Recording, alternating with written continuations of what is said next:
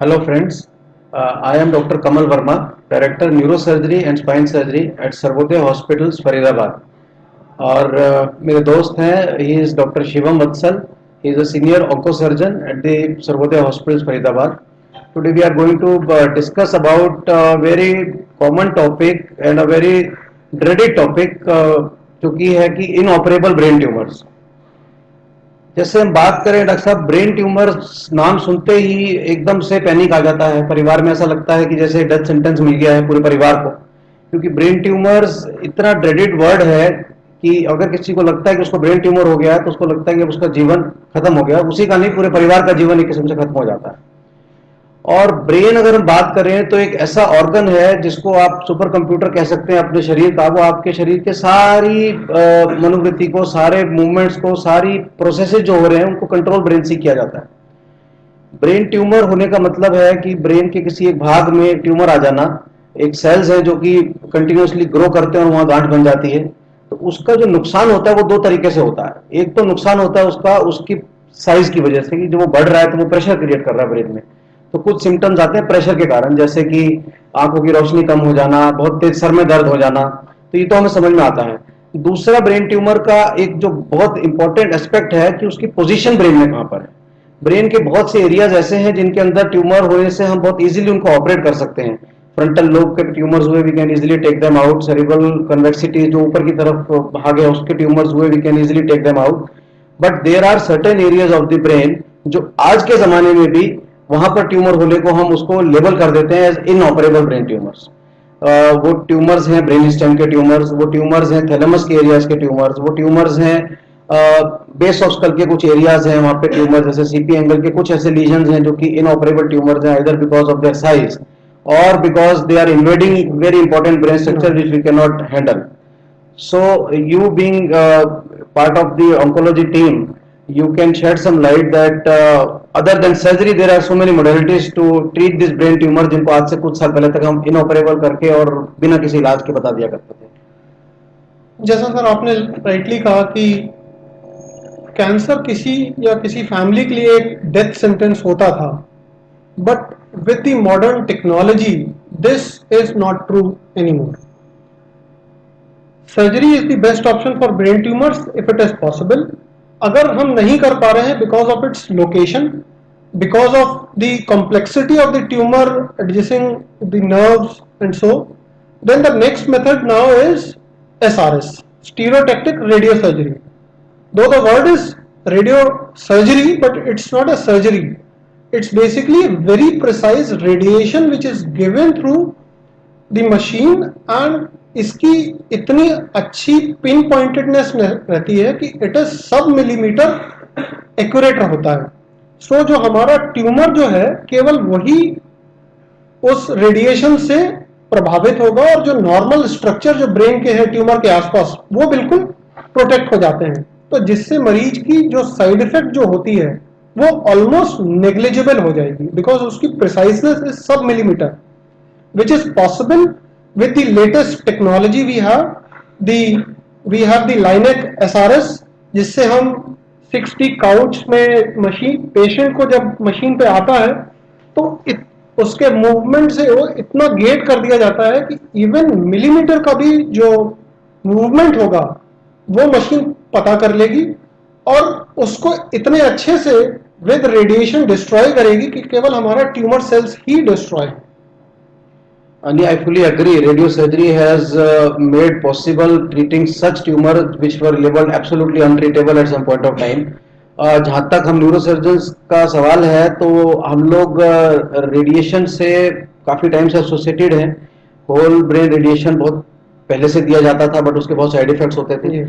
और even in certain inoperable tumours like small pituitary tumour और glioma tumour जो किसी खास एरिया में होते हैं, तो we use to do gamma knife therapy in them.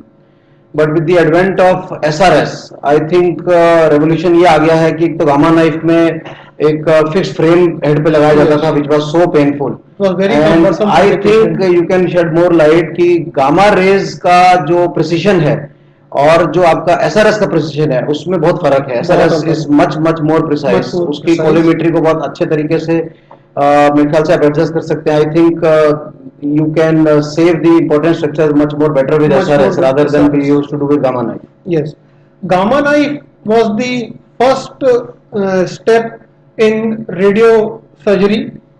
इसमें अराउंड 200 टू अराउंड छोटे छोटे मेटल के बिट्स फेस पे हेड पे लगा दिए जाते थे. इसकी एक्यूरेसी काफ़ी अच्छी होती थी. अभी भी it is very commonly use for brain tumours, but with the evident in the technology. उसके बाद आया फाइबर नाइफ, फिर आया SRS, linac SRS. Linac SRS is the best version for SRS, stereotactic radiotherapy surgery. इसमें precision is sub millimetre. Because it's linac we can give a very high boost in a very short duration. जैसे gamma knife में हम जो treatment देते थे, it is prolong, patient को कई sittings देनी पड़ती थी और it is very painful. Yes. SRS on the contrary, इसमें हम बहुत हाई बूस्ट एक सिंगल सिटिंग तक में दे सकते हैं. And it is so precise. Patient, it is very patient friendly in that sense, because वो एक या दो सेटिंग में उसका पूरा ट्रीटमेंट हो जाता है. पेशेंट को कोई एक्सटर्नल कोई ऑब्जेक्ट जैसे as compare to gamma knife होता है वो कुछ नहीं लगाना पड़ता, तो it's not painful. So over and all above it is very accurate and very patient friendly. So if अगर मैं आपसे एक सवाल करता हूँ कि SRS के बारे में, तो is it always being done under one sitting or usually depends upon the tumor size or location and Yes. the dose which has to be given Yes. to that tumor? It depends on the size, it depends on the location and the adjoining important structures. Normally हम लोग around 60 to 70 grey देना चाहेंगे एक brain tumour को, अगर हमें पूरा देना है उसको. तो उसके लिए ये डिसाइड करना है उसकी लोकेशन कितनी है और उस पर कितनी हम डोज दे सकते हैं, उसकी परमिसिव डोज क्या है. SRS से हम कुछ लोकेशंस पे 72 ग्रे एक सिंगल सिटिंग में भी दे सकते हैं, which is not at all possible with any other modality. कहीं पे हम जहां पे 72 नहीं दे सकते, हम उसको 2 या 3 बार में देते हैं. इससे हमारा एडवांटेज बहुत हो जाता है. हाँ, तो SRS में सर्जरी हम इसलिए कह रहे हैं इसको कि this is precise like a surgery. Yes. It is quick like a surgery, but it is without any knife, without any thing touching the body of the patient other than a mask which is applied to localize the tumor. Yes. And उसमें ना patient को उसमें बेहोश करा जाता है ना सुलाया जाता है. पेशेंट कॉन्शियस रहेगा and the job is hardly 5 minute और इवन लेस देन दैट. और एक और इंटरेस्टिंग चीज है कि ट्यूमर जैसे दो तरह के हैं, बिनाइन ट्यूमर्स भी होते हैं, मेलिग्नेंट ट्यूमर्स भी होते हैं, दोनों में SRS दिया जाता है. Yes. तो जितना मेलिग्नेंसी है ट्यूमर में, जितना उसके सेल की टेंडेंसी है बार बार मल्टीप्लाई करने की, आई थिंक द रेडिएशन का इफेक्ट भी उसके ऊपर उतना ही ज्यादा होता है. Yes. और जल्दी से उस पर असर आता है. बिनाइन ट्यूमर में रेडिएशन का इफेक्ट आने में आज SRS दिया, it might take some time और few months to get its effect. But malignant tumours में उसका इफेक्ट बहुत ज्यादा आता है, because I think it has to do something, it changes the DNA of the cell. DNA proliferation rate को कम करते हैं. Yes. So this is a very beneficial modality, I would say, for the patients who were labeled as untreatable at one point of time.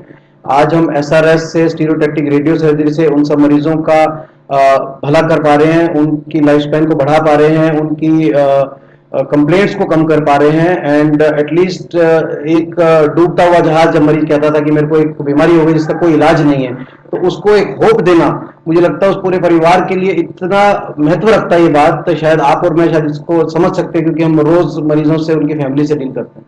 बिल्कुल sir.